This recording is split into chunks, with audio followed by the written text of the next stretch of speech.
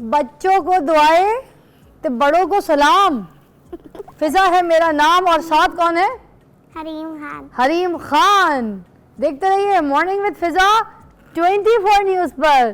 किधर थी तुम इतने दिनों से? हैं मुझे छोड़ के? याद आई मैं तुम्हें। मैं इस्लामाबाद थी। इस्लामाबाद क्या करने गई थी? गर्मी बहुत लग रही थी तुम्हें लाहौर में। घूमने। बहुत गर्मी। अच्छा घूमने के लिए ऐसे घूमने। इतने महंगे ग्लासेस तुम पहनी हो। My God, is it Chanel और Dior? व्हाट? आप भी पहनो। मैं भी पहनूं? चलो दे दो। अपने क्यों पहनूं? जो पहनूं वो मैं तुम्हारे पहनूं, ऐसे ही है? ओके, अन्नी जही हो गई हूँ मैं। हैं इसके आगे वाइपर मारना पड़ेगा मुझे क्योंकि इसमें थोड़ी सी सफाई नहीं है अभी। नहीं। क्यों नहीं? ये ग्लासेस है। तो ग्लासेस के आगे वाइपर लगता है ना, ऐसे ही हूँ। वो घर वाला वाइपर भी लगा सकते हैं, वो गाड़ी वाला भी। वाइपर इतना बड़ा होता है और ग्लासेस इतनी छोटी सी होती है। तो इसके आगे अब ये साफ कैसे करने? तुम देखो अंदर से ऐसे सफाई से दिखाई नहीं दे रहा। ये देखो, तुम भी देखो, इसके आगे वाइपर होंगे ना। ये तो एक प्यारा सा है। प्यारी सी तो तुम और मैं हैं, बाकी ग्लासेस कौन सा प्यारा हो गया? मुझे बात बताओ, तुम इस्लामाबाद में गई, आगे मरी भी गई हो? यस। कश्मीर गई हो? यस। नीलम वैली गई हो? नहीं। हुंजा गई हो? नहीं। चित्राल गई हो? नहीं। कैलाश गई हो? नहीं। कहाँ कहाँ गई हो फिर? मरी। उसके अलावा कहीं भी नहीं। यार ये क्या बात है यार, पेरेंट्स यार ये खर्चा बचाते हैं, बच्ची लेके जाते हैं यार। ये कोई तरीका? अम्मी पे बोला अम्मी को मुझे ले जाए यार। मुझे नहीं पसंद। क्या नहीं पसंद? मुझे सिर्फ मरी पसंद है। मरी से आगे और भी जहाँ है, खूबसूरत जहाँ है। मैं तो वहाँ के चश्मों में भी नहाई भी हूँ। मरी के चश्मा? मरी में चश्मा है? ये चश्मा तो मैंने अपने मुंह पे पहना हुआ है। मरी में कौन सा चश्मा तुम नहा के आई हो? नहाने वाला। नहाने वाला चश्मा नहीं होता, शावर होता है जिसके नीचे हम वॉशरूम में नहाते हैं। हाँ, और मैं तो वैसे ही पता है शावर के नीचे जब नहाती हूँ ना, तो मैं वो शॉपर नहीं होती, शॉपर, वो पहन लेती हूँ सर पे। पूछो क्यों? ताकि मेरे सर पे पानी ना पड़ जाए। मैं तो पूरा घंटा नहाती हूँ अंदर ठंडे पानी से। ठंडे पानी से नहाती हो? सर्दी नहीं लगती? नहीं। अच्छा, फिर साबुन लगाती हो? यस। आंखों में गया कभी साबुन? नहीं। क्यों? मैं तो जब भी साबुन लगता है मैं तो आंखें इस तरह खोल लेती हूँ। मेरी आंखों में जाता ही नहीं। जलन भी नहीं होती? नहीं। मुझे बताओ, वली किधर है? आज भाई को क्यों नहीं लेके आई? वो किधर चला गया? वो तो सो गया। ये क्या बात हो यार, ये कोई सुबह सुबह सोने का टाइम होता है, सुबह उठने का टाइम होता है। छुट्टियां चल रही है ना तुम लोग की? यस। इसलिए मजे कर रही हो। अच्छा, वो सुधरा? वो लड़ाई वड़ाई तो नहीं कर रहा अब? नहीं। गुस्सा दिखाया? तुम बड़ी बहन हो तो मैं तुम्हें सिखाया था जरा गुस्सा से उसको बोलना। खबर जो मुझे मारा, बोला उसको। वो तो सोया हुआ है, वो कैसे देखेगा टीवी? अरे अच्छा सुनो, तुम अपने भाई से कितना प्यार करती हो? ज्यादा। और वो मारता है। मारता है? तुमने चक्की मारता है, चक्की काटता है? तुमने उसको प्यार से समझाया, बोला कि मुझे चक्की ना काटा करो? वो फिर भी काटता है। फिर भी काटता है? अच्छा, खेलते कैसे तुम लोग? पकड़ पकड़ाई खेलते हो? यस। कैसे खेलते हो? एक दूसरे को पकड़ते हैं। एक दूसरे को पकड़ते हो हैं? अच्छा मुझे बताओ, कोई नई चीज तैयार की है? कोई पोयम? यस। वो या कुछ और कुछ तैयार किया तो वो बता दो। पोइम। कौन सी? उठो फिर मेरी गोदी में आओ। इशारे कर करके सुनानी है, मैं तुम्हारे साथ ही परफॉर्म करूंगी, ठीक है? चलो जी। मोटा मोटा पेट, सड़क पे लेट, गाड़ी आई फट गया पेट, गाड़ी का नंबर 48, मोटा कहता है मेरा पेट, है मेरा पेट, है मेरा पेट। मैंने देखा किसी को मोटा तो कहना बुरी बात होती है ना? हैं? मोटी मोटी मोटी मोटू मोटू है। और कुछ तैयार किया मुझे जल्दी, वो भी सुनाना। शाबाश।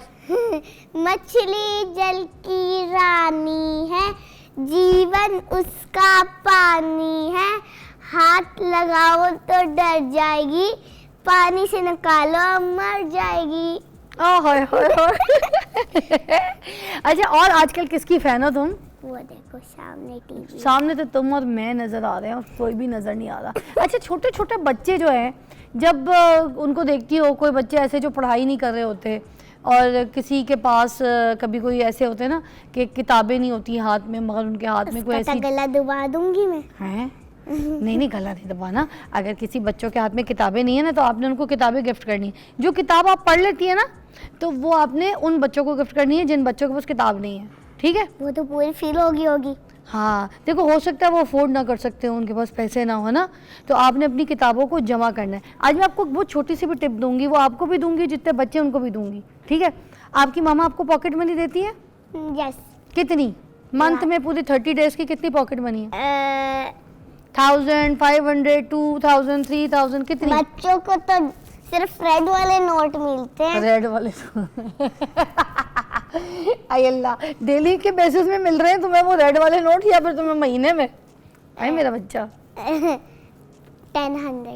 1000 मतलब आप ऑलमोस्ट अबाउट 1000 रुपीज़ हो जाता है, ठीक है। वो जो 1000 रुपीज़ है ना, आप चाहती है कि जो मामा ने आपको, बाबा ने आपको 1000 दिए वो डबल हो जाए। कैसी ट्रिक अगर मैं आपको बताऊं डबल करने की कि आप हैरान हो जाओ? बता दूं?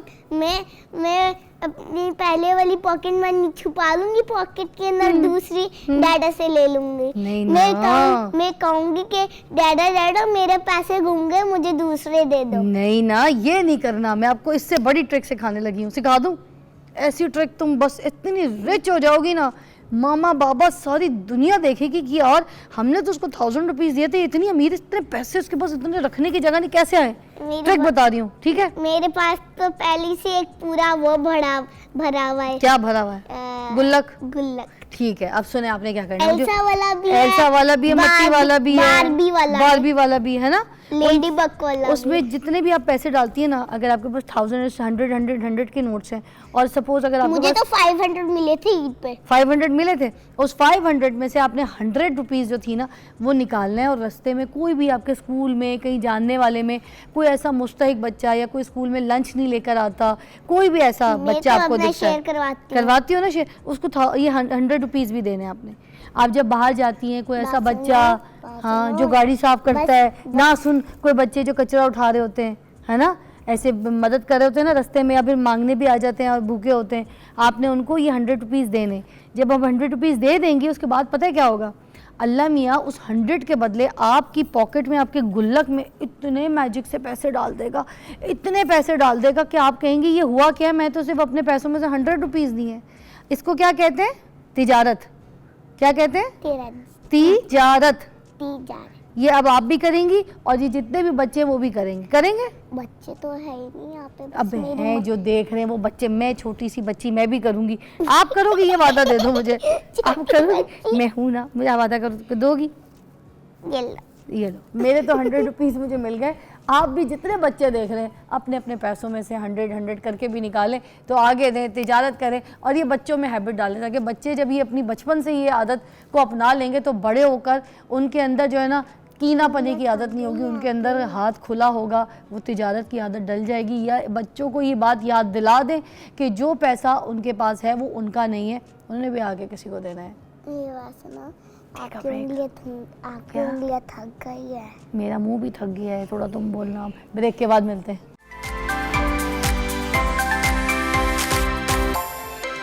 गले के अंदर फंस गया। क्या गले के अंदर फंस गया तुम्हारे? ब्रेक से भी वापस आ गए हैं। गाना सुनाऊं? सुनाओ।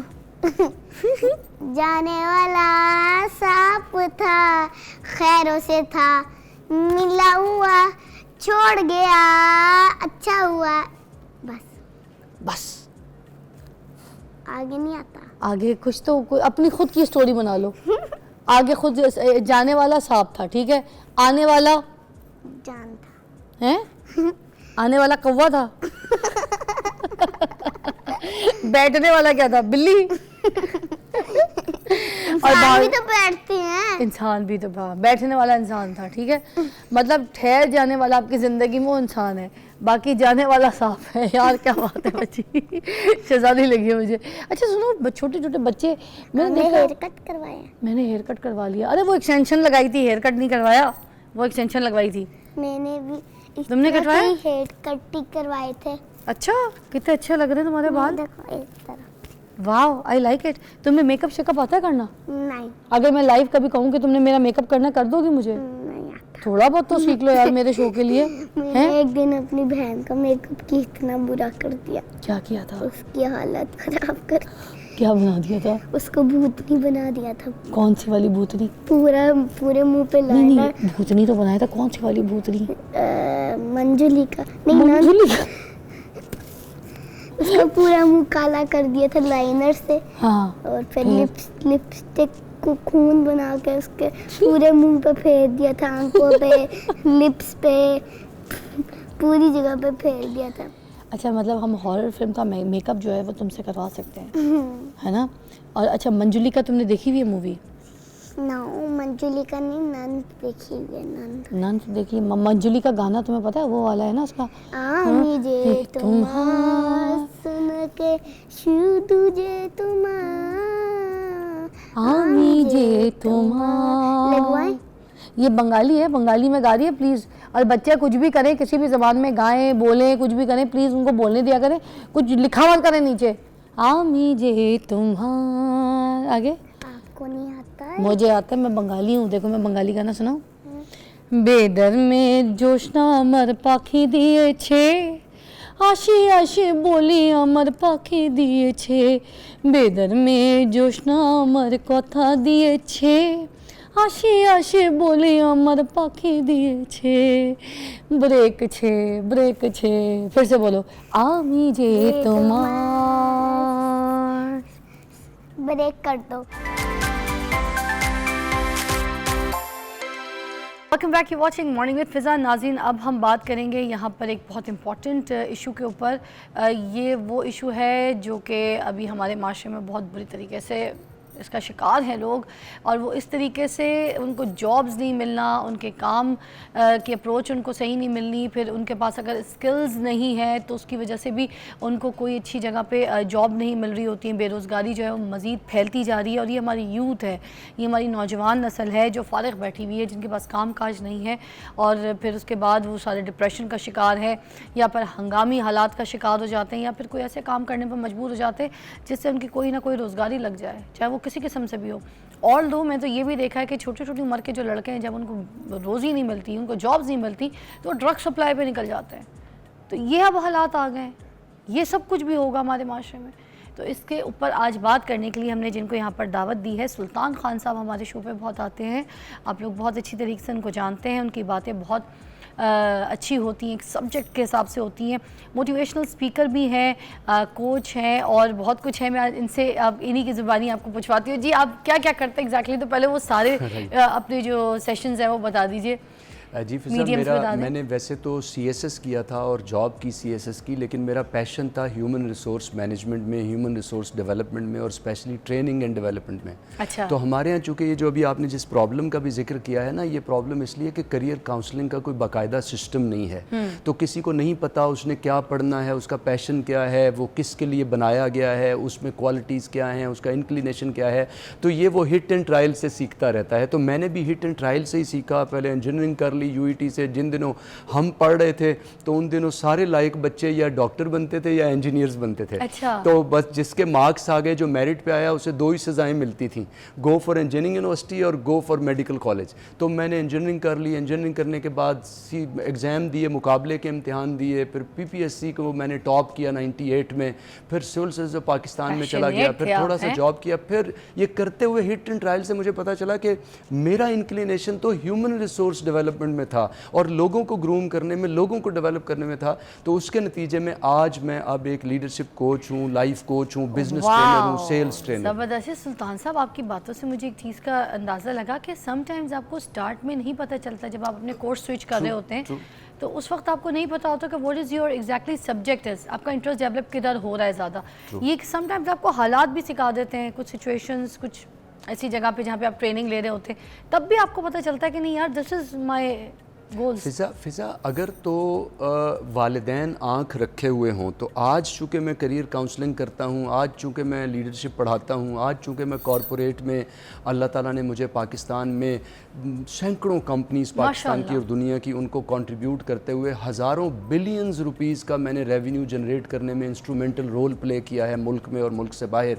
तो आज मैं आपके सवाल का जवाब देते हुए कॉन्फिडेंट हूँ कि जो मैं नहीं जानता था साल हर साल, आज मैं कहता हूँ पेरेंट्स अपने बच्चे को बचपन में देख के बता सकते हैं कि इस बच्चे का इंक्लिनेशन क्या है, इसका माइंडसेट क्या है, इसके अंदर किस जॉब के लिए, किस काम के लिए, किस बिजनेस के लिए एक्यूमेन, नेचर ने फिट करके भेजा है, इंस्टॉल करके भेजा हुआ है। हाँ, उसे ब्रश अप तो बाद में करना है, जैसे एक बहुत बड़ा क्रिकेट प्लेयर हो, फुटबॉल प्लेयर हो, रोनाल्डो हो, मेसी हो, जितने प्लेयर्स हैं, पोटेंशियल मौजूद होता है।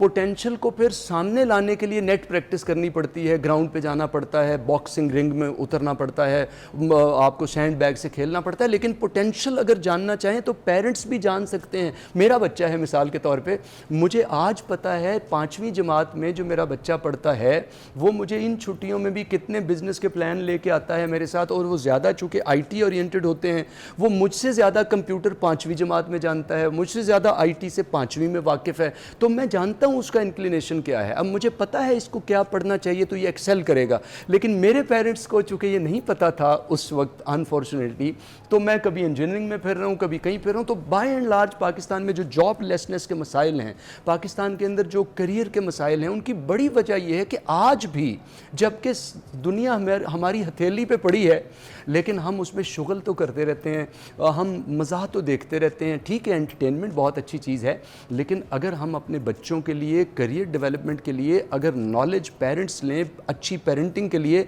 तो पेरेंट्स जान सकते हैं कि बच्चों का इंक्लिनेशन क्या है। फिर उनको बाय एंड मसलन मैं अपने बच्चों को पहले मैं अपनी ज़ाती मिसालें नहीं दिया करता था, फिर आपकी एक मेरी बात सुने, मुझे आपकी बात अच्छी लगती है। आप किसी और को जिसको आप जानते नहीं हैं और आपको आपके साथ एक्सपीरियंस नहीं है, how can you give the example for, आप अपने घर की अपनी खुद की एक्सपीरियंस एग्जांपल देते हैं तो वो ज़्यादा अटैच लगती है, because it's close to your heart, it's close to your life. और फिजा इसके अलावा मॉडलिंग टेक्निक इसको कहते हैं करियर डेवलपमेंट में, कि अगर किसी इंसान ने मॉर्निंग शो को होस्ट करना है, तो मैं अभी आपसे पहले जो बच्ची मुझे यहाँ पे मिली, तो मैंने उन बच्चियों से जो आपको यहाँ इंटर्नशिप के लिए आपसे सीखने के लिए आई हुई हैं, तो मैंने उनसे पूछा कि मैस कॉम में बेटे आप कहाँ से क्या कर रहे हैं। उन्होंने बताया, मैंने कहा ड्रीम क्या है, तो एक बच्ची ने कहा कि मैं प्रोडक्शन में जाना चाहती हूँ, तो एक बच्ची ने कहा कि मैं मॉर्निंग शो वगैरह शोज़ को होस्ट करना चाहती हूँ। जिन बच्ची ने मुझे कहा कि मैं मॉर्निंग शो होस्ट करना चाहती हूँ या मैं एंकर पर्सन बनने में इंटरेस्टेड हूँ, मैंने कहा फिजा आपके लिए एक मॉडल मौजूद हैं,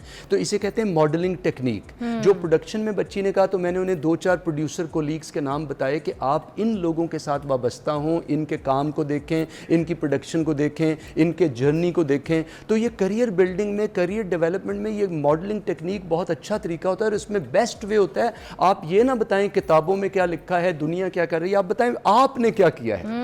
तो इसलिए मैं अपनी पर्सनल एग्जांपल्स देता हूं, तो ना तो कोई वो पहले मैं समझता था ये कोई शो ऑफ करना है, मैं अपनी सक्सेस स्टोरी सुनाता रहूं। फिर आप ही की एक कोलीग मॉर्निंग शो की होस्ट बहन ने मुझे एक दफ़ा कहा कि सर अपनी मिसालें आप नहीं देते। मैंने कहा मैं समझता हूँ ये सेल्फ प्रेज़ है। उन्होंने कहा नहीं, सेल्फ प्रेज़ कैसे है, हमने 22 करोड़ लोगों में से आपको बुलाया है कि आप बताएं लोग करियर कैसे बनाएं। तो अगर आप नहीं बताएंगे कि आपने करियर कैसे बनाया, या आप नहीं बताएंगे कि आप अपने बच्चों को कैसे घर में कैसे लीड कर रहे हैं, तो फिर कैसे लोगों को पता चलेगा कि वो आपकी बात में बिलीव करें। ट्रू। तो मैं आज अपने बच्चों को देखता हूं कि माशाल्लाह उनको हर बच्चा जिसमें उसका इंक्लिनेशन है, जिसमें उसका, मुझे पता है मेरे किस बच्चे का टेस्ट लिटरेचर में है, मुझे पता है किसका टेस्ट ह्यूमन माइंड में है। तो मेरी बड़ी बेटी जो है वो उसने साइकोलॉजी पढ़ा ए लेवल्स में, and she is doing marvellous. क्योंकि बच्चे को जब आप उस फील्ड में रखते हैं जिसके लिए इंक्लिनेशन है, जिसके लिए उसका पैशन है, जिसके लिए उसे पढ़ना बोझ नहीं लगता, और लेटर ऑन आप उसी जॉब में बच्चा जाता है या उसी बिजनेस में जाता है, तो वो एक्सेल करता है। जैसे मैं जब ह्यूमन रिसोर्स में साल CSS मुकाबले के इम्तिहान और उनमें रहा, लेकिन मैं I was not happy over there. मैं बस साइन कर रहा था, एक समझ रहा था सुबह जाना है शाम को आना है। लेकिन जब मैंने अपने काम में आया जिसके लिए मुझे नेचर ने बनाया था, यानी लीडरशिप डेवलपमेंट में और बिजनेस डेवलपमेंट में, तो मैं चंद साल के अंदर ही मैंने उतना, अल्लाह ताला ने मुझे नताइज दिए कि आज मुझे पाकिस्तान के 5-10 बड़े नामों में अल्लाह ताला ने रखा हुआ है, जो कॉरपोरेट में महंगे तरीन कॉरपोरेट स्पीकर्स और ट्रेनर्स और लीडरशिप कोचेज हैं। तो जिस काम में मेरा टेस्ट नहीं था वहाँ मैं इंजीनियरिंग करता रहा इतने साल, लेकिन मैंने 1 रुपया भी नहीं कमाया, मैंने कोई बिजनेस नहीं डेवलप किया, मुझे कोई अच्छी जॉब में जी ही नहीं चाहा। इसी तरह CSS से बड़ी जॉब क्या होगी, लेकिन मेरा जी ही नहीं चाहा, करने के बाद भी जी नहीं लगा।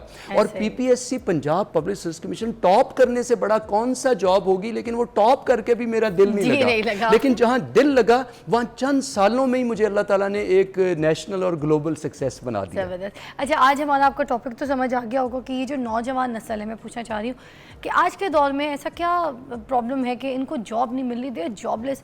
क्या इनकी डिग्रीज़ में कोई मसला है या फिर इनकी कोई स्किल्स में ऐसी स्पेशलिटी, कोई ऐसी चीज़ नहीं है, स्पेशल नहीं है कि जिसकी वजह से इनको जॉब्स नहीं मिली? What is the reason behind? Fiza ये एक कॉम्बिनेशन है, ये एक पूरा सेट है। जब भी कोई डाउनफॉल होता है या कोई राइज होता है, कोई उरूज होता है या कोई जवाल होता है, अफराद का या माशरे का या किसी फील्ड का, किसी डिपार्टमेंट का, किसी एरिया का। जैसे हम कह रहे हैं फाइनेंशियल सक्सेस में आजकल हमारी यूथ क्यों कामयाब नहीं है, अच्छी जॉब्स क्यों नहीं है उनके पास, जॉबलेस क्यों है, बेरोज़गारी क्यों बढ़ रही है। तो मैं समझता हूँ ये एक पूरा सेट है जिसमें से कुछ चीज़ें जो गवर्नमेंट की सतह पे करने की हैं, माशरे की सतह पे करने की हैं, उसमें तो इंडिविजुअल का बेचारे का ज़ाती रोल ज़्यादा नहीं है, क्योंकि वैसे तो अफराद मिलके, इकबाल का शेर है कि अफराद के हाथों में है अक़वाम की तकदीर, हर फर्द है मिल्लत के मुकद्दर का सितारा। तो वैसे तो अफराद ने मिलकर ही मुआशरा बनाना है, लेकिन जाहिर है जो आम हमारे नौजवान हैं, जो यंगस्टर्स हैं, जो जॉबलेस हैं, जिनको हम इस वक्त एड्रेस कर रहे हैं, जिनको हम सपोर्ट करने के लिए आप ये सवाल पूछ रही हैं मुझसे, उनका कोई रोल गवर्नमेंट के अंदर अभी नहीं है। इसलिए हम गवर्नमेंट का रोल अभी अलहदा रखते हैं, वो किसी वक्त जब हम उस पर ब्रेनस्टॉर्मिंग करेंगे तो मैं उस पर बात करूँगा। अभी हम इंडिविजुअल्स पे बात करते हैं, उनको वो जॉबलेस क्यों है? क्योंकि वो अपना रोल प्ले नहीं कर रहे, क्योंकि जो स्किल सेट उनको चाहिए वो नहीं ले रहे। हाँ, स्कूल, कॉलेज, यूनिवर्सिटी भी उनको नहीं दे रहे, लेकिन ये तो कोई बहाना नहीं है कि मुझे मुआशरा नहीं दे रहा, मुझे पेरेंट्स ने क्या किया, मुझे पाकिस्तान ने क्या दिया। बात यह है कि जिसने कोई काम करना होता है, फैले हुए जब हर जानिब तूफान ही तूफान होते हैं, दीवाने कुछ आगे बढ़ते हैं, जो दस्तो गरीबा होते हैं। My father could never go to school and my mother used to use her thumb to write her name, but I did everything अल्हम्दुलिल्लाह by the grace of Allah. मगर सुल्तान साहब, एक और चीज़, ऐसे तो देखे कुछ लोग होते हैं लाइक ऑन आपकी गिनती में हम आपको शुमार कर सकते हैं, मगर बाकी क्या करें? राइट, बहुत अच्छा सवाल है आपका। मैं समझता हूँ कि फ़िज़ा किसी भी इंसान के अंदर ये तो हो सकता है कि एक तरह की स्किल की क्वालिटी कम हो उसको गेन करने की, ये तो हो सकता है कि मुख्तलिफ लोगों में क्वालिटीज़ मुख्तलिफ हों, लेकिन अल्लाह ताला ने किसी भी इंसान को क्वालिटी से खाली नहीं बनाया है। हर इंसान कीमती है। जैसे अभी हमने लाइन बोली कि हर फर्द है मिल्लत के मुकद्दर का सितारा।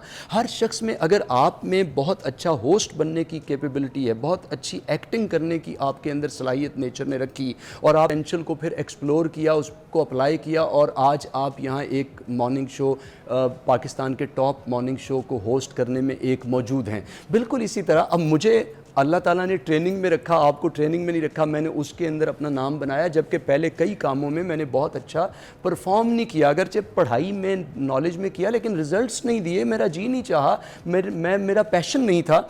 इसी तरह मुख्तलिफ लोगों के अंदर मुख्तलिफ पैशंस मौजूद हैं, और उसके मुताबिक अगर वो घर के अंदर, अगर पेरेंट्स, एक तो हम पेरेंट्स को गाइड कर सकते हैं, पेरेंट्स अपने बच्चों पे काम करें, फिर हम एजुकेशन पे कुछ काम कर सकते हैं। वो कैसे करें? इंडिविजुअल जो कर सकता है वो ये है कि वो अपने आप को देखे किस काम में उसका दिल लगता है, किस काम में उससे बोझ नहीं लगता, किस काम में वो सारी रात पढ़ता रहे, करता रहे, काम करता रहे, कोई प्रैक्टिकल करता रहे, लेबॉर्ट्री में बैठा रहे, कुछ बनाता रहे, कुछ डेवलप करता रहे, वो थकता नहीं है। मतलब तो जब इंसान का पहले सबसे पहले स्किल्स ढूंढे कि है क्या, खुद तलाशी जो है वो चीज़ मैं आपको कहूँगा कि झाड़ू फेरने वाला जो शख्स था, अगर उसने अपना काम ठीक किया, सफाई का काम ठीक किया, वो हमारे सर आंखों पे है। ये काम करते हुए कई खाकरोब मैंने देखा कि वो तरक्की करते हुए ऐसी सतह पे पहुँचे कि आज वो पूरे के पूरे इदारे के 100 200 लोग जो सफाई के निज़ाम से वाबस्ता हैं, उनके हेड होके बहुत अच्छी सैलरी, बहुत अच्छे इंसेंटिव्स, बहुत अच्छे पैसे कमा रहे हैं, जो कि एक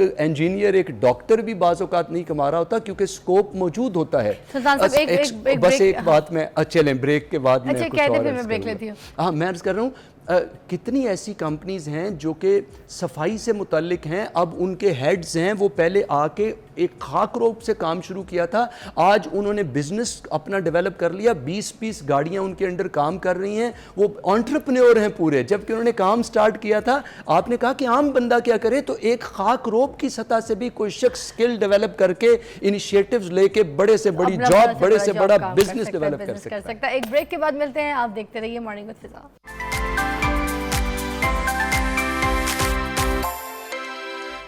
welcome back, you watching morning with Fiza. और हम बात करें यहाँ पर सुल्तान खान साहब से बेरोज़गारी के ऊपर कि आज के दौर में अभी भी नौजवान नस्ल बेरोज़गार बैठी हुई, उनको जॉब नहीं मिलती, काम नहीं मिलता। Why is that? इसमें एक सवाल ऐड करना चाहूँगी कि हमारे तालीमी इदारे जदीद दौर की ज़रूरियात के मुताबिक तालीम और तरबियत कर रहे हैं? फ़िज़ा बिल्कुल भी नहीं कर रहे। अगर हम इंटरनेशनली देखें तो इंडस्ट्री और एजुकेशन और एजुकेशनल इंस्टीट्यूट आपस में लिंक्ड होते हैं, और जो स्किल्स लेटर ऑन चाहिए, जो ट्रेड्स चाहिए, जो लीडरशिप क्वालिटीज़ चाहिए, जिससे हमने एंटरप्रेन्योरशिप में जाना है, बिज़नेस में जाना है, या best of the best jobs के लिए जाना है, वो स्कूल, कॉलेज, यूनिवर्सिटी की तालीम का हिस्सा है पूरी दुनिया में। लेकिन हमारे यहाँ अनफॉर्चुनेटली सिर्फ डिग्री ओरिएंटेशन है, और स्किल्स और लीडरशिप और सक्सेस ट्रेड्स जो बिज़नेस और एंटरप्रेन्योरशिप में चाहिए, उस पर कोई काम नहीं हो रहा। इसलिए मैं समझता हूँ तो कोई कुछ ये भी बता दें साथ साथ कि सीख कहाँ से सकते हैं स्टूडेंट्स के लिए, कोई ऐसी जगह, कोई ऐसे इदारे साथ साथ मेंशन भी कर देंगे तो फिर बात आगे लेके चलते हैं। जी फ़िज़ा, ऐसे है कि अब इंडिविजुअल खुद इनिशिएटिव लेके अब इतनी ज़्यादा अपॉर्चुनिटीज़ अवेलेबल हैं, ऑनलाइन अपॉर्चुनिटीज़ अवेलेबल हैं। मैं तो कहता हूँ ऑक्सफोर्ड, हार्वर्ड तक आपको दुनिया में फ्री कोर्सेज अवेलेबल हैं ऑनलाइन, और इसी तरह नेशनल इंटरनेशनल प्रोग्राम्स अवेलेबल हैं। मैं खुद कितने प्रोग्राम्स फ्री ऑफ ऑनलाइन भी अवेलेबल हैं। मैं खुद कितने प्रोग्राम्स दे रहा हूँ। कल मैं अभी मौलाना ज़फ़र अली ख़ान ऑडिटोरियम में फ्री सेशन दे रहा था। आज अभी मैं आपके शो के बाद शाम को एक फ्री सेशन कर रहा हूँ एक लॉ कॉलेज में। तो लोगों को अपॉर्चुनिटीज़ अवेलेबल हैं, अगर वो इनिशिएटिव लें, खुद इनिशिएटिव लेके आगे बढ़ें, तो वो स्किल सेट जो उनको चाहिए जॉब्स के लिए, और जो स्किल सेट चाहिए बिजनेस डेवलपमेंट के लिए, उसके लिए वो इनिशिएटिव्स लेके बेहतरीन काम कर सकते हैं। अच्छा, सरकारी और प्राइवेट ये जो शोबे हैं वहाँ पर इतने जो ये इदारे हैं उधर जॉब क्रिएशंस नहीं हो रही, इसकी क्या वजूहात है? जी, बात यह है कि इकोनॉमिक हमारे यहाँ स्टेबिलिटी चूँकि कम है, पॉलिटिकल स्टेबिलिटी जहाँ कम होती है, वहाँ इंडस्ट्रीज कम है। जब सियासी इस्तेहकाम नहीं होता किसी मुआशरे में, तो मुआशी इस्तेहकाम नहीं होता। मुआशी इस्तेहकाम नहीं होता तो फ़ॉरेन इन्वेस्टमेंट भी नहीं आती। फ़ॉरेन इन्वेस्टमेंट नहीं आती तो इंडस्ट्री का लगना, वो सारा का सारा कैश पे, ऐश के लिए तो जेब में कैश होना चाहिए। तो इसलिए जब हमारे पास हम सिर्फ लोन्स ही रिटर्न करते रहते हैं और इंटरेस्ट पे करते रहते हैं, तो हमारे पास अपॉर्चुनिटीज़ यकीनन कम होती हैं। लेकिन इसके बावजूद अगर अपने स्किल सेट पे नौजवान काम करें, अपनी क्वालिटीज़ के ऊपर काम करें, तो वो अभी भी अपॉर्चुनिटीज़ अवेलेबल हैं प्राइवेट सेक्टर में बहुत ज़्यादा। मिसाल के तौर पे मलेशिया में महातीर मोहम्मद ने ये किया था कि उन्होंने सेलिंग सिखाई थी, स्कूल्स, कॉलेज, यूनिवर्सिटी की सतह पे स्टूडेंट्स को सेल सिखाई, जिसके नतीजे में चूँकि सर के बाल से लेके पाँव की टो तक हमारे पूरे वजूद के लिए और माशरे में हर तरफ बिखरे तमाम ऑब्जेक्ट्स, इनके लिए बेशुमार प्रोडक्ट्स ने बिकना है। तो अगर हम अपने नौजवानों को कम्युनिकेशन स्किल सिखाएँ, सेलिंग स्किल सिखाएँ, और वो खुद इनिशिएटिव लें, तो जॉब अपॉर्चुनिटीज़ अभी भी मौजूद हैं, करियर अपॉर्चुनिटीज़ अभी भी मौजूद हैं। अगरचे ये बात अपनी जगह पे गवर्नमेंट को और इदारों को, नेशनल इदारों को करनी है कि वो अपॉर्चुनिटीज़ बढ़ाएं, जॉब्स बढ़ाएं, तो लेकिन अवेलेबल जो हैं उनको कैश कराने के लिए यूथ अपना रोल प्ले कर। तो सुल्तान साहब, क्या हमारे पाकिस्तान में इंडस्ट्री की कमी भी जॉब ना होने की वजह से है? जी यकीनन। देखिए, इंडस्ट्री के कम होने की वजह से या बंद होने की वजह से या अंडर परफॉर्म करने की वजह से जाहिर बात है कंपैरेटिवली तो जॉब्स के वॉल्यूम में फ़र्क पड़ेगा, बिजनेस वॉल्यूम में भी फ़र्क पड़ेगा। तो वो अपनी जगह पे बिल्कुल बजा है कि कमी है, लेकिन उस कमी के अंदर फिर कंपटीशन बढ़ जाता है। कंपटीशन बढ़ जाता है तो फिर अफराद को ज़्यादा मेहनत करके उस कंपटीशन के अंदर, हेल्दी कंपटीशन में जीत के फिर अपने लिए जगह बनानी पड़ती है। क्या टेक्नोलॉजी और डिजिटलाइजेशन बेरोज़गारी के मसले को हल कर सकते हैं? ये बहुत बड़ी सपोर्ट है एक, क्योंकि आज पाकिस्तान में लाखों नौजवान खुद मेरे ट्रेनिंग प्रोग्राम्स में आते हैं, खुद हमसे सीख के जा रहे हैं, जो कि नेशनल और इंटरनेशनल लेवल के ऊपर उनके लिए बेशुमार एवेन्यूज़ ओपन हो गए हैं। और ये जो पिछला सवाल आपने पूछा था कि हमारे यहाँ जो कमी है, कोई इंडस्ट्रियलाइजेशन कम है या इंडस्ट्री कम है या जॉब्स कम है, अब डिजिटलाइजेशन ने इसको बहुत हद तक कवर किया है। और अगर आईटी के अंदर बेशुमार जॉब्स क्रिएट हुई हैं, और अगर हमारी यूथ इससे रिलेटेड स्किल्स को, इससे रिलेटेड नॉलेज को ले और इस पर अमल करे, तो मैं समझता हूँ कि नेशनली, इंटरनेशनली बहुत जॉब्स अवेलेबल हैं। तो हमारी जो नौजवान नस्ल है, जैसे जब उनको इस तरह जॉब नहीं मिल रही होती है, तो क्या वो छोटे कारोबार से अपना काम शुरू कर सकते हैं, इस तरह से ऑनलाइन बिजनेस? मैं आपको फ़िज़ा बताऊंगा कि अगरचे मुझे अली साहब अभी कह रहे थे कि हमने टू दी पॉइंट शॉर्ट जवाब देने हैं, असल में मेरे पास तो एक कायनात एंटरप्रेन्योरशिप की खुली हुई, इसकी जॉब्स की, कई दफ़ा मुझे उसकी डिटेल में जाना पड़ता है, मिसाल देनी पड़ती है। मेरे पास एक नौजवान आया और मुझे कहने लगा, किसी सेमिनार में मिला, उसने बहुत प्रॉब्लम्स बताए, तो मुझसे कार्ड ले लिया, मेरे घर पर मैंने टाइम दिया, वो आ गया, आके कहने लगा मुझे इतने 1000 रुपये उधार चाहिए क्योंकि मेरे पास खाने को रोटी नहीं है, मेरे पास मोबाइल का कार्ड नहीं है, फ़लाँ फ़लाँ उसने अपने चैलेंजेस बताए। मेरा जी तो बहुत चाहा कि मैं इसे 10, 20, 30 हज़ार रुपये दे दूँ और हेल्प कर दूँ, लेकिन चूँकि मैं लीडरशिप कोच हूँ, लीडरशिप बिल्ड करता हूँ, मतलब मैं मुर्गियाँ और चूज़े नहीं बनाता, मैं तो ईगल्स बनाता हूँ। तो मैंने अपने दिल पे पत्थर रख के उसको 1 रुपया भी नहीं दिया, सिर्फ एक कार्ड दिया। और मैंने, आपने पूछा छोटा सा बिजनेस शुरू किया जा सकता है, मैं कहता हूँ 1 रुपया भी जेब में ना हो, मैंने उसे खाली जेब शख्स को मार्केट में निकाल दिया, एक कार्ड दे के कि फ़लाँ इंडस्ट्री में जाओ, मेरे शागिर्द हैं, उनसे 5000 रुपये की प्रोडक्ट्स उधार वो तुम्हें दे देंगे, वो लेके निकलो। कहने लगा सर कुछ तो उधार दे दें क्योंकि मैं मोबाइल कार्ड लूँगा, मैं कन्वेंस का ख़र्चा नहीं है। मैंने कहा नहीं चाहिए, आप पैदल यहाँ से जाओ, छाले पड़ें, दर्द हो, तकलीफ़ हो, आपको पता हो जब तक आप अपने हाथ से नहीं कमाओगे छाले पड़ने चाहिए और गर्मी लगनी चाहिए, पसीने आने चाहिए। कहने लगा मोबाइल कार्ड के तो पैसे दे दें। मैंने कहा, मैंने दिल पे पत्थर रख के जी बहुत चाहा इससे चंद हज़ार दे दूं, लेकिन लीडर ना बनता, वो सीख ना पाता आपके सवाल का प्रैक्टिकल जवाब के क्या यूथ छोटे इनिशिएटिव्स लेके अपने बिजनेस को डेवलप कर सकते हैं। यकीनन वो खाली हाथ मैंने उसे भेजा, 5000 की प्रोडक्ट्स उसने ली। मैंने कहा वहीं पे सड़क पे निकलना, परफ्यूम के बॉटल्स थे छोटे छोटे, मैंने कहा वहीं सड़क पे निकलना, हर गाड़ी वाले को रोकना, हर बाइक वाले को दिखाना और बेचना। उसने मुझे 30-40 डेज़ के बाद, मैं किसी ट्रेनिंग प्रोग्राम में था तो मुझे उसका कॉल आया, सर इस महीने मैंने सारे खर्चे निकाल के 38,000 रुपीज़ सेव किए हैं। क्या बात ये ज़ीरो से जो बेचारा अभी सिर्फ मांगने के लिए फिर रहा था, अगर इनिशिएटिव पे उतर आए, काम करने लग जाए तो खाली जेब खाली हाथ कोई भी बड़े से बड़ा बिजनेस डेवलप किया जा सकता है। मेरे कई शागिर्द हैं जिन्होंने बहुत नेग्लिजिबली स्मॉल सरमाए से काम शुरू किया, बिजनेस शुरू किया, आज वो पाकिस्तान में दुनिया में टॉप इंडस्ट्रियलिस्ट हैं, टॉप बिजनेस होल्डर्स हैं। अल्हम्दुलिल्लाह। सुल्तान खान साहब, आप बहुत अच्छे मोटिवेशनल स्पीकर भी हैं और बहुत अच्छा समझाते हैं लोगों को, और आपकी बातें जो है राह रास्त पे लोगों को लेकर भी आती है और बहुत हेल्प आउट करती है। छोटे छोटे बच्चों को अपने घर में मुझे लगता है आदत डालिए काम करने की भी, एक घरेलू टोटका ही समझ लें, टिप समझ लें कि बच्चों के अंदर ये इस तरह के स्किल्स पैदा करें कि वो कोई ऐसी क्रिएटिव चीज़ करें। चाहे अगर लड़कियां हैं तो उनको आप एक बैंड ला के दे दें, वो उसमें मोतियाँ पिरोएं, अपने ज्वेलरी बनाना शुरू कर दें। छोटी सी उम्र से बच्चे शुरू कर देते हैं, 7, 8, 6 साल की उम्र से।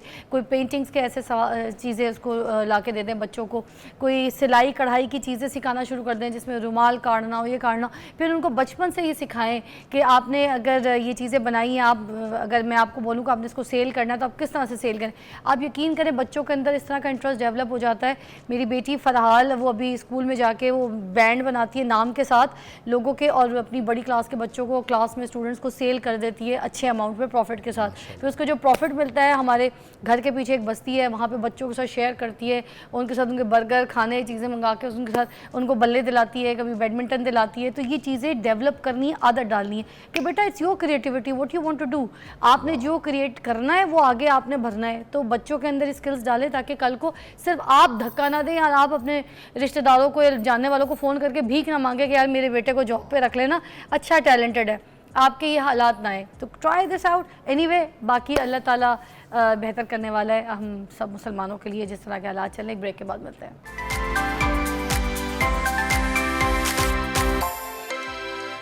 Welcome back, you watching morning with Fiza. और नाज़रीन, अब हम बात करेंगे कंज्यूमर कोर्ट के ऊपर, जिस तरह से एक जो कंज्यूमर है जिसके राइट्स होते हैं वो क्या होते हैं, उसको किस तरह से पता हो। हमारे माशरे में बहुत से लोगों को पता ही नहीं होते। तो सुल्तान खान साहब से जैसे हमने मुलाकात करवाई, उसी तरह अब हमारे पास मौजूद है फैसल तैमूर साहब, फैसल तैमूर तारर साहब, लॉयर कंज्यूमर कोर्ट से, और हमें ये सारी चीज़ें समझाएंगे आज। तो ऑन साइट हैं। अस्सलाम वालेकुम। वालेकुम सलाम जी, कैसी तबीयत? अल्हम्दुलिल्लाह, आप ठीक हैं? तो पाकिस्तानी कानून के तहत ये जो सार्फिन के हुकूक हैं किस हद तक महफूज हैं, सबसे पहले तो इस बात का जवाब दीजिएगा। बहुत शुक्रिया आपके लिए और इस प्रोग्राम करने के लिए, आवाम को इस लॉ और अपने हकूक़ के बारे में जानने के लिए, प्रोग्राम करने के लिए आपका बहुत शुक्रिया। बेसिकली पाकिस्तान में अनफॉर्चुनेटली कंज्यूमर कोर्ट के बारे में और कंज्यूमर लॉ के बारे में बहुत कम लोगों को पता है। बेसिकली जो बंदा कोई सार्फ कोई चीज़ ख़रीदता है या किसी के सर्विसेज को लेता है तो उसके हकूक़ हैं under consumer law. Consumer courts बनी हुई हैं जिसके तहत वो अपने हकूक़ को महफूज कर सकता है और रेमेडी को अवेल कर सकता है। मगर आगाही ना होने की वजह से हमारे यहाँ इस लॉ को और इस चीज़ को जो है वो आगे प्रोसीड नहीं हो पाते हैं, क्योंकि लोगों को आगाही नहीं है। तो इसके लिए आपका शुक्रिया कि आपने इसके ऊपर जो है ना प्रोग्राम रखा और लोगों को इसके बारे में आगाही का मौका मिला। शुक्रिया। अच्छा, मुझे बताइएगा कि पाकिस्तान में सार्फिन की अदालत में किस किस्म के केस लाए जा सकते हैं? कोई बंदा किसी भी चीज़ को, प्रोडक्ट को ख़रीदता है, जैसे इलेक्ट्रॉनिक्स की चीज़ें हैं, जिस तरह आप टीवी ख़रीदते हैं, आप एलसीडी ख़रीदते हैं, मोबाइल ख़रीदते हैं, वॉशिंग मशीन ख़रीदते हैं, जो कोई भी इस तरह घरेलू तसरफ़ की जो चीज़ होती है उसको ख़रीदते हैं, तो उसके अगेंस्ट अगर वो आपको जो मालूमात दी गई हैं या आपको उस प्रोडक्ट के बारे में जो बताया गया है कि इस प्रोडक्ट की ये क्वालिटीज़ होंगी, इसका ये स्टैंडर्ड है, ये इसका डिज़ाइन होगा, ये इसकी प्रोडक्शन होगी, अगर उसके मुतल्लिक जो दी गई मुताबिक चीज़ नहीं है तो आप कंज्यूमर कोर्ट में जा सकते हैं। बेसिकली इशू वहाँ पे आता है जहाँ पे आपको जैसे आप देखते हैं कि एडवर्टाइजमेंट चलती है कि ये वॉशिंग मशीन है, ये इतना केजी की है, इस लिहाज से ये काम करेगी, ये प्लास्टिक की बॉडी है, लोहे की बॉडी है, इस तरह की। जब आप चीज़ ख़रीदते हैं तो और यूज़ करते हैं तो जब आपको पता चलता है कि जो उसके ऊपर दिया गया स्टैंडर्ड था, जो उसके मुतालिक आगाही की गई थी, तो वो चीज़ उस स्टैंडर्ड के मुताबिक नहीं होती है तो आप कंज्यूमर कोर्ट जा सकते हैं। तो मेरी बात सुनिए, जैसे अगर अब हम कोई तस्वीर देख रहे हैं उसमें हमने देखा है कि जो बर्गर है उसका size, oh my god, double patty, cheese, mayonnaise, all the french fries, onions and iceberg, lettuce, सब कुछ उसके अंदर जो है ना है। और उसके बाद जब हम उसको ख़रीदते हैं, खाने लगते हैं, तो बर्गर का साइज़ भी छोटा हो जाता है और सारी चीज़ें अंदर नहीं होती। तो क्या इस बात पर भी हम केस कर सकते हैं? एग्जैक्टली कर सकते हैं। देखिए प्रोडक्शन है ना, मैन्युफैक्चर का साइज छोटा होने के ऊपर केस कर दिया यार। नहीं, अब देखिए ना, हर कोई बंदा आपकी तरह अफोर्ड नहीं कर सकता। केस करना या बर्गर खाना? नहीं, बर्गर खाना नहीं, जो उसके साथ धोखा हुआ है, हाँ, उसको कहाँ पे लेके जाएंगे? आप फॉर एग्जांपल आपके नाम पे कोई अकाउंट बना लेता है जी, ये फिजा अली का अकाउंट है, वो तो फेक अकाउंट है, आपने तो नहीं बनाया, उसको सजा तो मिलनी चाहिए। अब एक बंदे ने एक प्रोडक्ट खरीदी है, वो प्रोडक्ट अपने दिए गए स्टैंडर्ड पे पूरा नहीं उतरती है, उसका काम पूरा नहीं होता है, तो उसके साथ तो धोखा हो गया। अब धोखा दो में है, एक उसका फाइनेंशियल हो गया, एक उसका मेंटली हो गया, वो मेंटली अपसेट हो गया। फॉर एग्जांपल कोई मेल अपने घर वालों के लिए वॉशिंग मशीन खरीदता है, तो घर से बातें सुननी अलग पड़ेंगे क्योंकि वो स्टैंडर्ड के मुताबिक नहीं है, तो केस कर सकता, और फाइनेंशियल लॉस भी हुआ है। लेकिन इसके लिए जो बेसिक रिक्वायरमेंट्स हैं उनको जो है ना वो ज़रूरी है, वो बेसिक जो लॉ है उसके मुताबिक आप चीज़ खरीदे तो फिर वो लॉ है क्या? क्या वो बता दें। वो लॉ ये है कि जब आप चीज़ खरीदने जाते हैं तो आपने सबसे पहले जो दुकानदार या जो आपको चीज़ बेच रहा है उसके मालूमात लेनी है कि इसका स्टैंडर्ड क्या है, इसकी क्वालिटी क्या है, इसकी क्वांटिटी आप जितनी ले रहे हैं वो क्या है। अब उस तमाम चीज़ों को जब आप ख़रीदते हैं तो उसका आपने बिल लेना है। सबसे जो बेसिक चीज़ है कि आपने उसके ऊपर तमाम वो चीज़ें लिखवानी है जो आपको सेल कर रहा है, वो अपना नाम, उसका एड्रेस, उसके बाद कीमत, क्वांटिटी और क्वालिटी, ये चीज़ें लिखवानी है। जब आप चीज़ें ये लिखवा लेंगे, ये बेसिक उसका कॉन्सेप्ट है, ये आपके पास चीज़ें होंगी, वो रसीद होगी, तो आप कंज्यूमर कोर्ट चले जाएंगे। Warranty card you take it, 3 साल की वारंटी, साल की वारंटी, वो आपको वारंटी कार्ड दे रहे होते हैं। हाँ, जो सेल करने वाला है वो अलग से अपना कार्ड और पीछे नंबर लिख देता है, दिस इज माय पर्सनल ये वो, बट उसके ऊपर फिर बन जाएगा केस। तो सर्विसेज कौन प्रोवाइड कर रहा है? मैन्युफैक्चरर ने तो मैन्युफैक्चर करके भेज दी, कंपनी तो बना के चीज़, सर्विस प्रोवाइडर जो है जो सेल कर रहा है उसने फ्रेंचाइज तो खरीदी है, उस पे एजेंट तो बना हुआ है वो। अच्छा, अगर वारंटी खत्म हो गई है सपोज, फिर तो कोई चीज का प्रोडक्ट का यू कैन नॉट जस्ट कानून है, एक वारंटी, एक कंपनी ने एक चीज बनाई है, वो कहते हैं इतने साल तक हम जिम्मेदार हैं, इतने माह तक, इतने दिन तक, अगर वारंटी गुजर गई तो फिर किस चीज का, फिर कोई चीज की शिकायत केस ये वो नहीं बनता। देखिए वो वारंटी का मकसद ही है ना, फिर तो वारंटी का मकसद खत्म हो गया। कंपनी तो रिस्पॉन्सिबल उतनी देर है, सर्विस प्रोवाइडर तो उतनी देर जिम्मेदार है जितनी देर वारंटी है। ये बताइए कि कंज्यूमर कोर्ट में किस किस तरह के केसेस आपको देखने को मिलते हैं, किस तरह की शिकायतें आती हैं? मोस्टली जो होता है ना हमारे यहाँ, मोस्टली जो प्रॉब्लम आ रही है वो ये है, कि जो प्रोडक्ट्स हम देखते हैं एडवर्टाइजमेंट में या उसके जो जब आप चीज़ ख़रीदते हैं उसके साथ आपको एक उसका वो दिया होता है कि जनाब ये मैं इसका तमाम चीज़ें पढ़ लें, इसमें ये क्वालिटी है, ये चीज़ें मेंशन की हुई हैं। जब वो चीज़ उस मयार के मुताबिक नहीं होती है तो फिर हम कंज्यूमर कोर्ट जो है ना वो देखते हैं कि लोग होते हैं। और सेकेंडली जैसा कि आपने पहले सवाल किया कि जो प्रॉब्लम आती है जो सर्विस प्रोवाइडर है, जो वारंटी में चीज़ होती है वो वापस नहीं भेजता ठीक होने के लिए। आप उसको कॉल करते हैं, भाई चीज़ तो आपने दी है, you are responsible for this, तो वो जब आपको अपनी सर्विस प्रॉपर प्रोवाइड नहीं करता है तो फिर प्रॉब्लम बनती है, फिर भी लोग कोर्ट में जाते हैं। अच्छा, सार्फिन अदालत की इख्तियारात क्या क्या हैं? अब सार्फिन इख्तियार जो कोर्ट है उसके इख्तियारात बहुत ज़्यादा है कि कोई बंदा जिसका कोई फाइनेंशियल डैमेज हो गया है वो कोर्ट में जाए, कोर्ट उस कंपनी के जो ओनर है उसको बुला सकती है, सर्विस प्रोवाइडर को बुला सकती है, इवन के with the help of police उसको अरेस्ट भी करा सकती है। देखिए जो कंज्यूमर कोर्ट है उसका बेसिक कॉन्सेप्ट ये है कि कंज्यूमर कोर्ट ने जो लॉस हुआ है, जो डैमेज हुआ है, उसकी रिकवरी करानी है। तो वो रिकवरी किसी तरीके से जो लॉ में दिया हुआ है कि वो थ्रू पुलिस भी करा सकती है, ये कोर्ट का इख्तियार है। और कानून इसमें बड़ा ताकतवर है कि वो चाहे बड़ा से बड़ा बिजनेसमैन हो उससे वो रिकवरी करवा के देते हैं। अरे वाह, एक ब्रेक लेते हैं, ब्रेक के बाद हम आपको दोबारा ज्वाइन करते हैं। और यहाँ पर बात हो रही है कंज्यूमर कोर्ट के ऊपर, कौन कौन सी चीज़ें ऐसी हैं जो आप ख़रीदते हैं और उसके बाद उन अशिया के ऊपर अगर आप वो आपके मेयार के हिसाब से पूरी नहीं उतरती है तो आप उसके ऊपर केस कर सकते हैं, और किस तरह कर सकते हैं, वो सारी बातें हम यहाँ पर डिस्कस कर सकते हैं। और ये मैं बता दूँ कितने लोगों को तो ये बात पता ही कोई नहीं होगी कि भाई हम केस कर सकते हैं, कंज्यूमर कोर्ट भी कोई चीज़ है। Take a break, will be right back.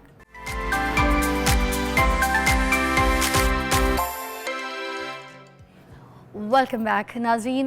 मैं आपसे ये जानना चाहूँगी फैसल साहब कि अगर अदालत का फ़ैसला आपके ख़िलाफ़ आ जाए तो फिर क्या कर सकते हैं? हम उस पर अपील दायर कर सकते हैं before high court. High court में हम जा सकते हैं उस ऑर्डर के ख़िलाफ़ जो हमारे ख़िलाफ़ है, वो हाई कोर्ट में उसकी जो है वो अपील दायर होती है विद इन 30 डेज़। उसमें अच्छा। उसमें मियाद दी हुई है कि आप 30 दिन के अंदर अंदर आप अपील दायर कर सकते हैं हाई कोर्ट के सामने, क्योंकि जो कंज्यूमर कोर्ट होती है उसका जो जज होते हैं वो स्पेशल कोर्ट है। और सबसे बड़ी बात ये समरी ट्रायल है।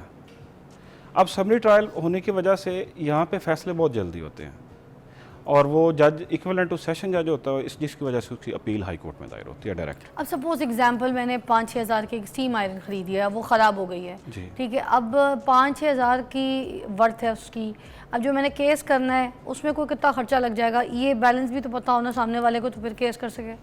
अब चीज़ ये है कि इस पे भी हमारी कम्युनिटी को या हमारे लोगों को आगाही नहीं है कि आप ख़ुद भी कंज्यूमर कोर्ट जा सकते हैं। अच्छा, ज़रूरी नहीं है कि आप वकील अपॉइंट करें, लेकिन चूँकि मसला वहाँ पे होता है कानूनी जो चीज़ें होती हैं उनको ले मैन जो है वो उसको पता नहीं होता। हाँ वही ना, देखे ना जितने की स्त्री ने उसको उस तरह लग जाए। जी ऐसे है।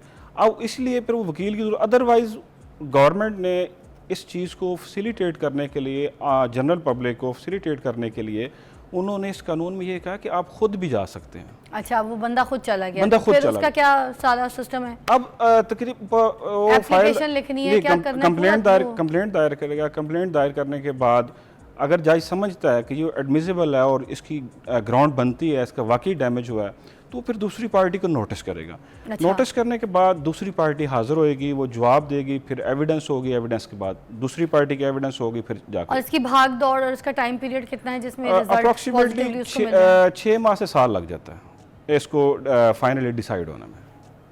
तो 1 साल तक वो जो स्त्री खराब हुई है बंदा उस स्त्री के लिए करेगा।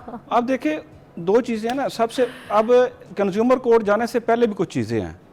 कंज्यूमर कोर्ट जाने से पहले जहाँ से आपने वो चीज़ ख़रीदी है वहाँ पे आप जाएं, जो सर्विस प्रोवाइडर है जिसने आपको वो चीज़ प्रोवाइड की है उसके पास जाएं, जनाब ये वारंटी कार्ड है या ये चीज़ है, बिल है जिसकी आपने मुझे वारंटी 6 माह की दी थी और आपने कहा था कि हम इसको रिप्लेस कर देंगे या इसको हम जो है वो सही कर देंगे, तो हो सकता है पॉसिबिलिटी इज़ देयर कि वो आपको ठीक कर दे, तो वो आपको 6 माह का और साल का वेट नहीं करना पड़ेगा। हाय अच्छा, अगर कोई शख्स कंज्यूमर कोर्ट पे केस करता है, जाता है और उसमें कोर्ट में केस दायर करता है और बताता है ये सारा अपना मसला, तो किस हद तक वो तवक्का रखे कि उसको पॉजिटिवली इंसाफ मिलेगा?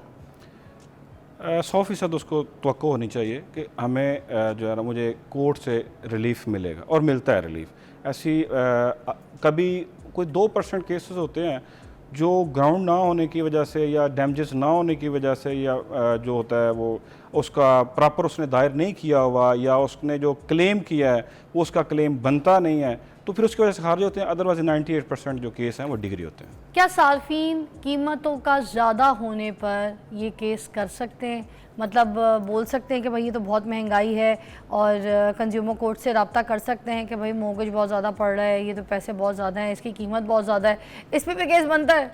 नहीं, इस पे केस नहीं बनता है। मैं इसको थोड़ा सा एक्सप्लेन कर दूं कि बेसिकली जो कंज्यूमर कोर्ट है उसका दायरा इख्तियार नहीं है कि वो किसी महंगाई के बारे में या महंगाई को ज़्यादा या कम करने के बारे में कोई ऑर्डर पास करे।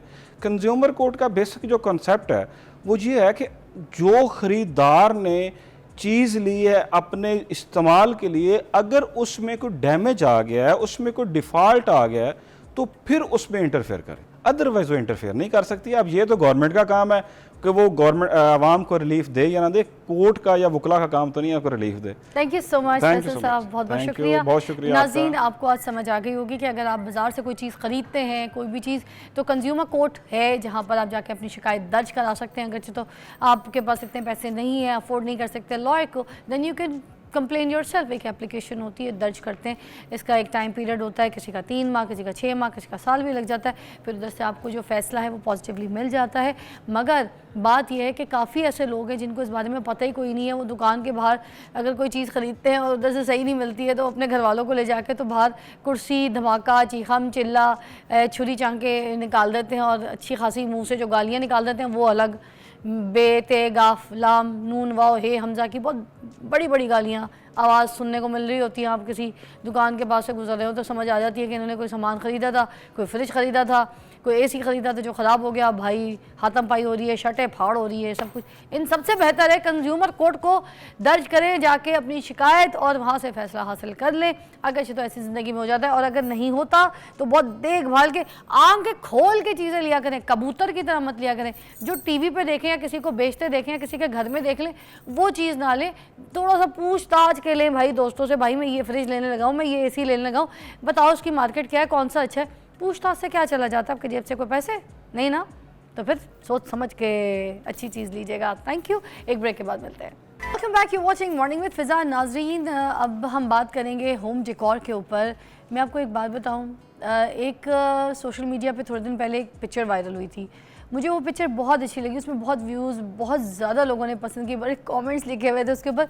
छोटा सा कच्चा सा किचन था, सादा सा, कुछ भी नहीं था उसके अंदर।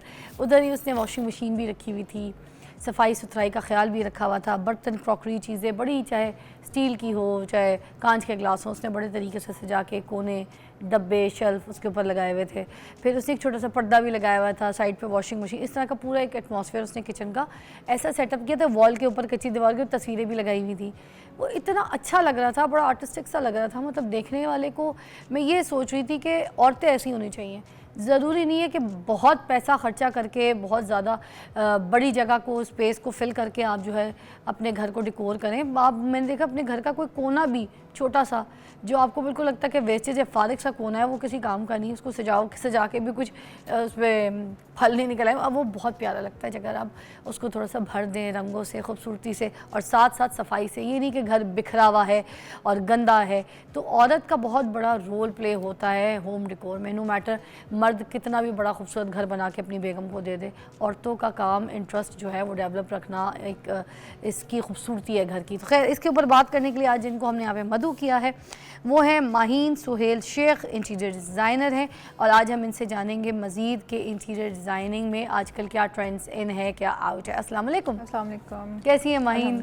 You looking lovely. आप इंटीरियर डिज़ाइनर के साथ साथ आप जो है फैशन डिज़ाइनर भी लग रही हैं, और आई नो दिस जो waist coat you wearing, I think it's from Khadiya ethnic. और ये जो आपने सैंडल ली है ये मेरे पास भी सेम इसी की है।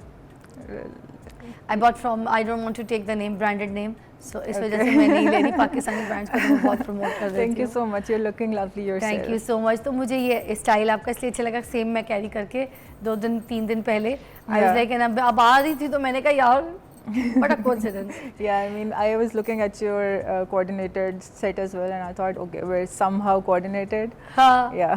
चले, दैट्स ग्रेट. अच्छा, अब हम बात करेंगे कि क्या ये जो लेटेस्ट ट्रेंड्स हैं होम डिको के जो अभी बड़े इन हैं वो प्लीज़ ज़रा देखने वालों को बता दें ताकि उनकी बड़ी मदद हो जाए कि ताकि वो स्टाइल ट्रेंड्स को फॉलो कर सकें. Right. So in interior design, it's basically a very personal thing. So while everything is trendy, minimalism है, उसके अलावा there is maximalism, glamorous है, boho chic है.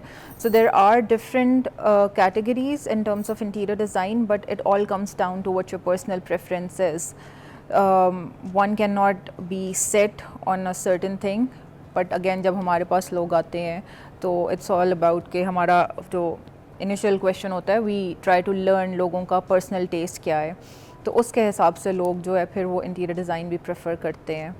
अच्छा, मुझे थोड़ा सा डिफाइन भी कर दीजिएगा कि जिस तरह Please. से आप बता रही थी जो स्टाइल्स के बारे में स्पेशली, तो वो Yeah. कौन से स्टाइल्स होते हैं when people come to you and I'll start off with minimalism because उसकी बहुत ज़्यादा hype है अब. Everybody is like minimalism. अच्छा. You know it's where कम से कम चीज़ें? Yeah, very and less. very minimum. अगर आपने less is more. Kim Kardashian का देखा होगा, it's all beige, sofas are beige. Everything is like, you know, very monotone. So it's really soothing on the eyes. But on the contrary, there are people who don't like minimalism at all. They're really on the opposite end of it, that we want, you know, things stuffed in our अच्छा, house. किम का ये कि space भी बहुत उसने I रखी know, है. it's open really खुला space. Exactly, and dream. I know, and she said that her lounge and her, you know, gallery and everything else is like a common ground which has to be clean and it has to be beige and everything. Wow. But the bedrooms, everyone can have their own personal taste, and I think it's मुझे खुद बहुत पसंद है minimalism. But I personally, you know, मैं 2-3 जगह पे स्वे करती रहती हूँ. आई रियली लाइक बायोफिलिक जो इंटीरियर डिज़ाइन है उसमें you have to incorporate a lot of natural light and plants and greenery. And if you have seen any, you know, Pinterest पे कुछ चीज़ें, देयर आर लिटरली पूरे trees inside the house. वो Japanese inspired interior design है. Corner ने बनाया था जिसमें से प्लांटेशन ही होती. I know, TV right? Racks पे इफ यू सी बहुत सारे प्लांटेशन बेल लटक रही है, एक हैंग लगाया हुआ है, हैंगिंग उन्होंने वो चीज़ें की Yeah. होती हैं. अगेन वही चीज़ है ना कि interior design is not confined to one thing. आप मिनिमलिज्म के साथ भी एक्सपेरिमेंट कर सकते हो. It really comes down to your own जब हम घर पर्सनल बनाते टेस्ट. हैं, हम घर डिज़ाइन कर रहे होते हैं और जब हम इंटीरियर कर रहे होते हैं तो क्या आप लोग इस चीज़ का भी ख़ास ख्याल रखते हैं कि किस घर से किस कोने से जो है वो लाइट शेड इन हो रही है, बाहर की धूप लाइट जो है वो कैसे इन हो रही है और उसको शेड देना है, उसको ब्लॉक्स में देना है, उसका एक एटमॉस्फेयर क्रिएट करना है. कुछ इस तरह से कुछ सोचते हैं, मतलब एक ग्लास के ऊपर कोई शेड लगा के या फिर उसको कुछ बॉक्स फ्रेम करके, यू नो, कि उसकी शेडिंग कोई घर के अंदर इस तरह की आए कि which is See, like wow. अगर तो the house is built that way, architecture wise, that it lets a lot of natural light in, तो जो interior designers होते हैं we tend to keep it, we preserve it, because वो जो shading की आप बात कर रहे हो ना, वो ड्रामा क्रिएट हो जाता है with the sun itself. अच्छा. जब sun की movement change हो रही होती है, so obviously वो shading और lighting और contouring आपके घर के अंदर automatically different हो रही होती है. अच्छा. So it's a really beautiful thing. That is why we always prefer to have maximum natural light inside the house. बहुत प्यारा लगता है उस चीज़ से, and gives you a very soothing and therapeutic effect, because sunlight does wonders for you, for your mental health, and आपका mood, you know, with the sun, the ebb and flow of it, वो उस चीज़ से सारा आपका mood भी better रहता है. अच्छा, अगर हमने घर को बड़ा दिखाना है, घर छोटा है और हमारे पास बस जैसे एक बॉक्स रूम है, उसमें एक साइड पे विंडो है, स्पेस इतनी ज़्यादा नहीं, बस जितनी ये स्पेस है समझे सेट की. तो अब हमने इसको बड़ा भी दिखाना है, हमने इसमें बेड भी रखना है, हमने इसमें अलमारा की भी स्पेस रखनी है, some kind, you know, I want the sofa, couch, everything all together. तो इसके लिए कलर थीम मेरी क्या होनी चाहिए, मेरे पास कितने पीस होने चाहिए और किस तरीके की बेड शीट के कलर्स होने चाहिए, कुछ काइंड ऑफ अगर आप आइडिया दे सकें जिससे हम स्पेस ज़रा बड़ी दिखा सकें. कॉम्पैक्ट स्पेसेस के लिए अब तो, you know, with technology so many enhancements has been done कि आपका जो फर्नीचर है दैट्स शिफ्टिंग फर्नीचर आजकल. So a bed can be converted into maybe a sofa, अगर आप जापान में देखो, बिकॉज उनकी जो रेजिडेंस है इतनी कॉम्पैक्ट है कि उनके beds literally they fold out of the wall, चले जाते हैं, छत से नीचे आ एग्जैक्टली जाते राइट। हैं, सो जी। ऑब्वियसली पाकिस्तान में तो इस तरह का अभी नहीं है। So if you ask about Pakistan की कॉम्पैक्ट स्पेसेस, उसमें definitely you can play with colours. If you go for the lighter tones, उससे नेचुरली आपकी स्पेस थोड़ी सी बड़ी लगती मगर है। हमने तो छतों पे पंखे लगाए होते हैं, तो हमारा तो जो पलंग है वो पंखे में घुस जाएगा। वही कह रही हूँ ना, दैट्स नॉट इन पाकिस्तान अभी, बट अगेन डाइनिंग टेबल्स जो हैं वो अब आ चुके हुए हैं। It can be folded into a smaller table and then Yeah. It can be you know stretched out and put like अच्छा, मोर जो चेयर्स। बेड है हमारा, बेड भी बहुत जगह कवर कर लेता है। ये हम पाकिस्तानियों को इतना बड़ा बड़ा पलंग क्यों चाहिए यार, होता है? आप- इसके बारे में मुझे आपने ब्रेक के बारे में बताना ये है। मेरे लिए इतना अज़ाब बड़ा हो गई। ट्रिगर पॉइंट है। While I was growing up, my parents really insisted me on के डबल बेड होना चाहिए। क्यों?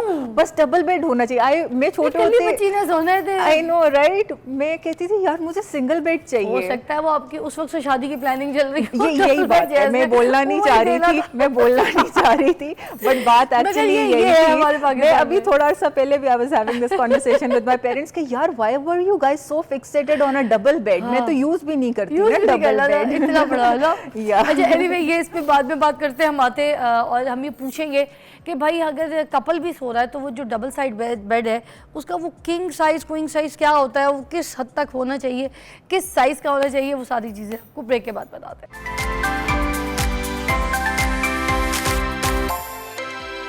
Welcome back. और हम बात कर रहे हैं होम डिकोर के ऊपर। माहिन से मैं पूछना चाह रही थी कि अगर कमरे की स्पेस छोटी है और दो मियाँ बीवी हैं कमरे में, तो फिर वो जो बेड साइज़ है वो इतनी जगह घेर लेता है, फिर साइडों से, कोने खुदरों से वॉशरूम की तरफ जाना निकलना, ड्रेसिंग को बहुत कम जगह मिलना कि कुर्सी पीछे खिसकाई भी तो वो पलंग को जाके लगेगी, तो फिर ये मसले। अब उसकी स्पेस कैसे कम की जा सकती है बेड की, और क्या होना चाहिए? You can opt for a queen size bed definitely. लोग पाकिस्तान में किंग साइज बेड का बहुत ज़्यादा, they just opt for king size bed without no reasoning behind it. कोई थॉट प्रोसेस नहीं होता, बस जी किंग साइज बेड ले लो, खुला होना चाहिए। बट अगर आपकी कॉम्पैक्ट स्पेस है तो definitely you should go for a queen size bed. वो थोड़ा सा छोटा होता है किंग से, and it saves you a little space. You can put other things, आप dresser रख सकते हो, you can put a sleek chair inside the room, you can put a lamp.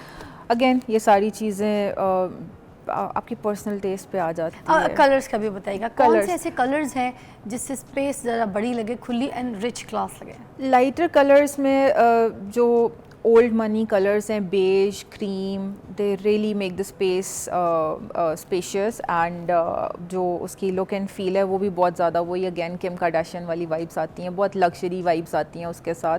सो उसमें यू कैन प्ले विद, अगर bed आपने रखना है तो you can go for natural would sort of bed, जो रिक्लेम्ड वुड होती है वो बेड बहुत अच्छा लग सकता है। उसके साथ उसका फ्रेम हो, बहुत मिनिमलिस्ट सा हो फ्रेम भी बेड का। Similarly you can opt for a sleek natural tones में ड्रेसर, चेयर। तो इन सारी चीज़ों से it makes a lot of difference when it comes to your designing अच्छा, अब योर पाकिस्तान में तो बेडरूम। जैसे गर्मी भी बहुत ज़्यादा होती है, जो कर्टन्स का इस्तेमाल किया जाता है, कोई महरून डाल लेता है, कोई कत्थई डाल देता है, कोई सफ़ेद चिट्टे डाल देता है, कोई ऑफ वाइट डाल, कि क्या कलर थीम होनी चाहिए और उसका मटेरियल क्या होना चाहिए? क्या वो जो क्या कहते हैं जैकवार्ड पीछे लगा के जो वो हम करते हैं ना, क्या कहते हैं उसको, ब्लैकआउट बिल्कुल कर देते हैं जिससे जी ब्लाइंड्स लग जाती नहीं हैं। वो उसको जैकवार्ड में खास से कुछ कहते हैं, जिससे वो पर्दे में जो है ना बाहर की लाइट अंदर नहीं आती, डार्क रूम बना देते हैं उसको, जैकवार्ड ही शायद लगाते हैं। तो फैब्रिक्स बहुत, फैब्रिक पे, हाँ, या स्वेट फैब्रिक्स के। बहुत ज़्यादा हैं। अब गर्मी है फिर भी स्वेट के पर्दे डल रहे हैं। मेरे तो अपने कमरे में लगे हुए हैं, मेरे से तो बात ही ना करें आप इस बारे में। उसकी रीज़न पता है क्या है? मेरी Windows don't give any sort of view जो मैं देखना चाहूँ। ठीक है। तो मैंने तो अपनी पर्सनल चॉइस से I have very thick dark curtains जो कोई आस पड़ोस आगे में कोई अच्छा लड़का कोई नहीं है, खिड़की खुलती हो, आपका पर्दा हटता हो, कोई कुछ नहीं, कोई नहीं, बिल्कुल भी नहीं। बाहर से सिर्फ आपने भी अपने आसरे बंद करके मेड्स रखे के हुजूम नजर आते हैं बाहर से गुजरते हुए, तो मैं उस चीज़ को बिल्कुल देखना हैं। प्रेफर खूबसूरत नहीं लड़की है करती तो हूँ। उसने आसरे पर्दों में ढाके हुए हाँ, सारे। और पाकिस्तान में पता है क्या होता है टेक्निकली, तो when you are going for a really calming sort of interior, तो उसमें जो आपके शिफॉन के टाइप के कर्टन्स होते हैं वाइट, वो बहुत अच्छे लगते हैं, लाइट सीप्स थ्रू। तो उसके साथ हमें कोई और भी ऐड करने चाहिए पर्दे कुछ साइड्स पे, या बस it's enough to put only the transparent white पर्दा? डिपेंड्स आपका व्यू क्या है। if it's going to be visible from the outside, then definitely privacy के लिए you have You to need add that, yeah. another layer. But if you're comfortable कि nobody's peeping in, your view is, you know, आप Miami के Empty beach ऊपर वाली, floor है और you सामने know, से, हाँ, then तो you फिर can- तो you can stay with the see-through curtains. But Wow. also Pakistan में यार मट्टी का बहुत मसला है, बहुत मट्टी का मसला है. White curtains आप लगा लो, वो तो हफ्ते की मार है. एग्जैक्टली वो तो नहीं सस्टेन कर पाते नहीं. हैं अनलेस यू नो आप नहीं यार इवन आप पोशेस्ट एरिया में भी चले जाओ पाकिस्तान में मट्टी का बहुत इशू है. बहुत इशू है. Yeah. अच्छा, मैं पूछना चाहूँगी, हमारे पास अभी 2 टाइप के घर बहुत ज़्यादा बन रहे हैं. एक है स्पेनिश हाउस और एक है मॉडर्न कट हाउस. तो ये जो 2 किस्म के हाउसेज हैं जिसमें फैसल मुनीर हो गए, yeah. ठीक है, और इस तरह के और बड़े बड़े नाम हैं, मौज़म है, यू नो, मज़र मुनीर है. ये लोग जो घर पे, मज़र मुनीर के तो ज़्यादा हाउसेज जो हैं वो मॉडर्न हाउसेज से ज़्यादा उनके ट्रेंड इन था. फैसल मुनीर ने बहुत ज़्यादा स्पेनिश हाउसेज को जो है ट्रेंड में दिया.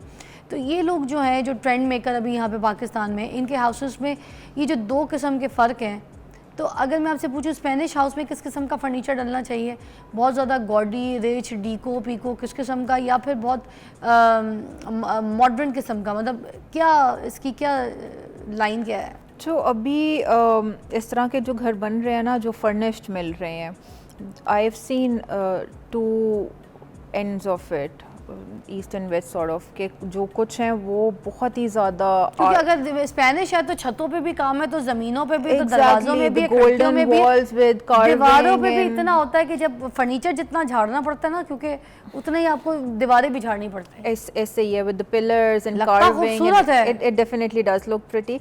बट आई थिंक जब घर का architecture is so detailed, with the furniture you can hold yourself a little and आप उसमें जो फर्नीचर और एक्सेसराइज कर रहे हो चीज़ों को, उसमें आप कामिंग चीज़ें रख सकते हो, nothing too bold, less printing, सोफ़ों के वरना तो वडेरों का घर लगेगा. एग्जैक्टली फिर वो बहुत ज़्यादा लाउड लगने लग जाता है. Although I have seen many houses, Spanish houses इस तरह के जो fully furnished people are selling, और उसके अंदर जो इंटीरियर है वो भी इतना लाउड है, गॉडी है, इतना लाउड है कि वो बंदा देख के कहता है कि यार हाथ होला रख लेना मतलब चाहिए. घर को मीनाकारी, मीना कुमारी ना बनाए.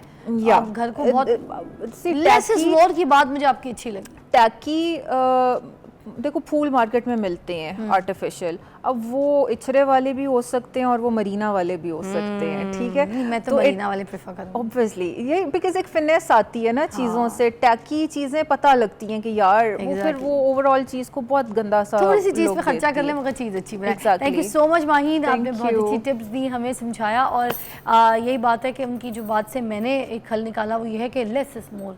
इस बात को समझ जाइए, लेस इज मोर. घर को गॉडी, भुट्टा, दबा हुआ, कम जगह वाला मत बनाए. स्पेस रखें, लाइक जैसे उन्होंने किम कार्दाशियन की एग्जांपल दी. उसके पेज पे जाके आप देख लीजिए, आपको समझ आ जाएगा उसने अपने घर को कैसे बनाया. गूगल कीजिए तो भी उसके घर की पिक्चर्स, वीडियोस आपको मिल जाएंगी. It's a good example. इस तरह से और भी बहुत से सेलिब्रिटीज़ हैं जिनके घर बहुत खूबसूरत है. मुझे स्लेंडियन का भी घर बहुत पसंद है, और इसी तरह बहुत सारे ऐसे सेलिब्रिटीज़ जिनको आप अगर पसंद करते हैं तो उनकी चॉइसेस, उनके घर, होम स्टाइल, लाइफ स्टाइल देख सकते हैं, रिकॉर्ड्स देख सकते हैं. तो मेरी तरफ से खुदाफिज, आपसे मुलाकात करूँगी नेक्स्ट कल. अल्लाह हाफिज़.